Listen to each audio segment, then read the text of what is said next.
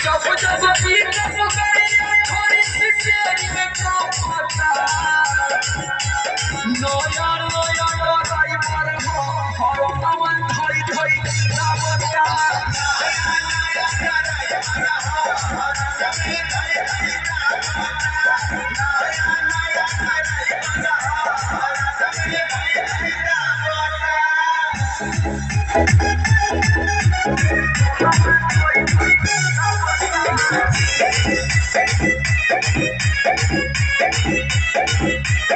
मारे के लाया जाके में हज से भी देखो भिखारी के मोबिल सारा बाहरी देवा देखो और पूरा छिछा मार लाए सखी मारे के लाया जाके में हज से भी देखो भिखारी के मोबिल सारा बाहरी देवा देखो तुम्हारा लोग कैसे मिलियो भी नहीं हो पता नया नया ड्राइवर हो हर नवा धोई धोई दावता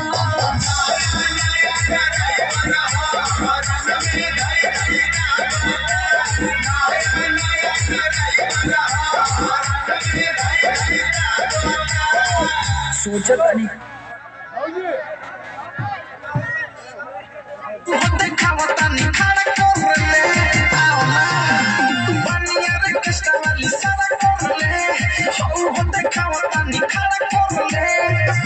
उठल झारेले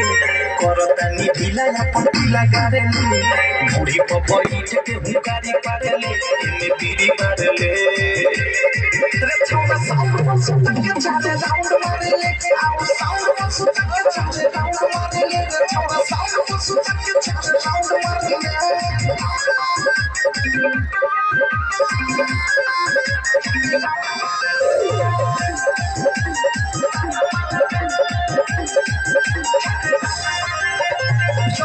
जिसे सहारे रे पिकअप के ऊपर पत्ती पाल से उतार रे चला जवन खबे तमन होई मर्जी से सहारे रे पिकअप के ऊपर पत्ती पाल से उतार रे कोई हम लोली हम चोली फाड़े ले चहारी लगा के गाड़ी चढ़े ले मिहरी से ज्यादा हमारा से प्यारे ले देखी से फूट पार ले रे छोरा साउंड पर सुन के चले राउंड मारे ले आओ साउंड पर सुन के चले राउंड मारे ले रे छोरा साउंड पर सुन के चले राउंड मारे ले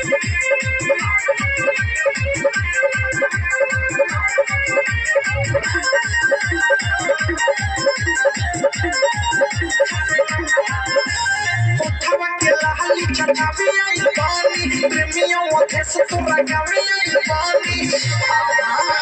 उठावा के लाली चटावी आई पानी प्रेमियों ओथे से तोरा गावी आई पानी बीरजस बिहारी बोले तारी ढारे ले लहाना में हमारा तू अंडा तारे ले एक नहीं यहाँ चुचु मचारे ले बोल का तू हार ले रे छोरा साउंड पर सुन के चले राउंड मारे ले आओ साउंड पर सुन के चले राउंड मारे ले रे छोरा साउंड पर सुन के चले राउंड मारे ले पानिया रे कष्टा वाली सारा कर ले हो दिखाओ तनी खड़ा कर ले बैठल बारे यही जब भी उठल झारे ले